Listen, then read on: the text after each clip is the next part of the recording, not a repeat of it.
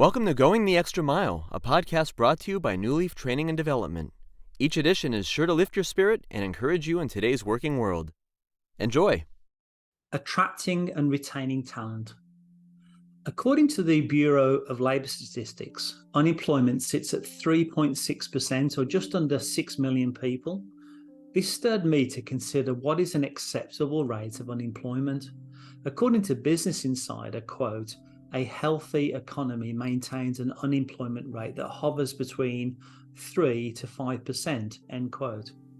I'm not quite sure of the logic of any unemployment being healthy, but taking these stats on face value, it suggests to me the economy of the United States is pretty much fully employed.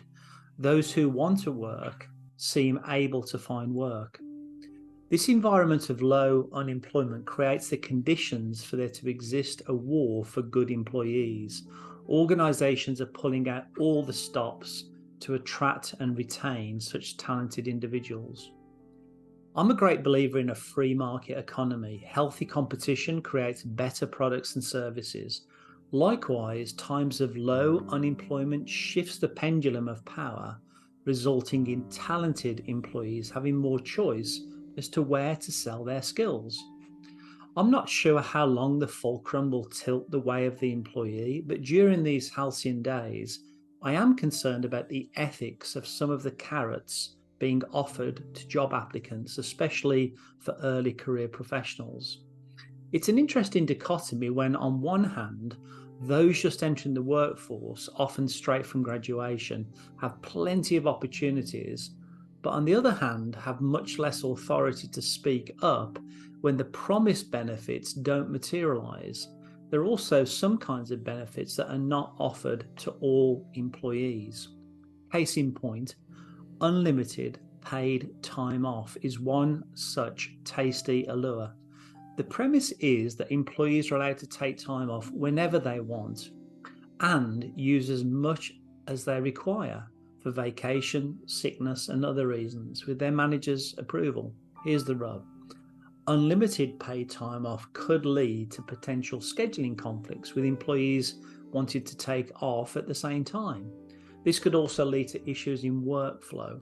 In addition, there are those 4 words that most employees dread to hear, quote, "with their manager's approval," end quote. The jury is still out on the relatively new attraction and retention strategy of unlimited paid time off, but I'm sensing people are seeing through the facade. Another case in point, employers paying employee student loans.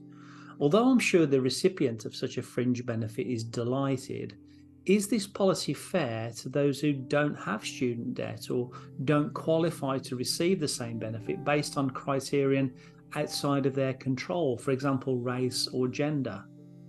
According to an article by the Society for Human Resources Management, SHRM, employers can offer employees up to $5,250 annually in student loan repayment benefits tax-free through 2025.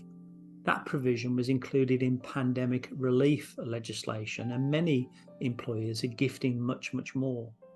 While a student loan repayment plan would help a certain segment of the workforce, it can also generate resentment among those who aren't eligible for the benefit. Ultimately, the offering could divide the workforce and create morale problems.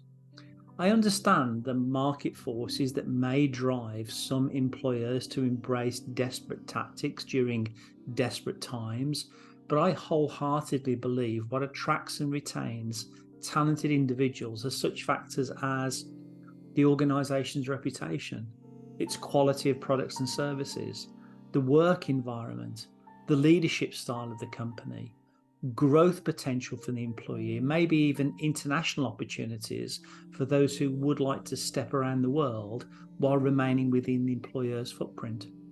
From my experience and observation, it's the above attributes that can truly attract and retain talent. I'd suggest the oft deceptive tactics of unlimited time off and the unfairness of paying down student debt for some while not rewarding the sacrifices of those who completed college debt-free is very bad business. As to the latter, we must acknowledge those who avoided educational debt by their own sweat equity and sometimes by the sacrifices of their parents, and reward them as much as those who chose to take student loans. Failure of employers offering deceptive and inequitable benefits may not be economically sustainable as the pendulum of power swings once again. I hope you found that short story useful, and if you did, feel free to rate, review, and share this podcast. We'll be back next week with another episode, and we also invite you to check out our other weekly podcast, Take 5, an inspiring interview with a leader worth listening to. Bye for now.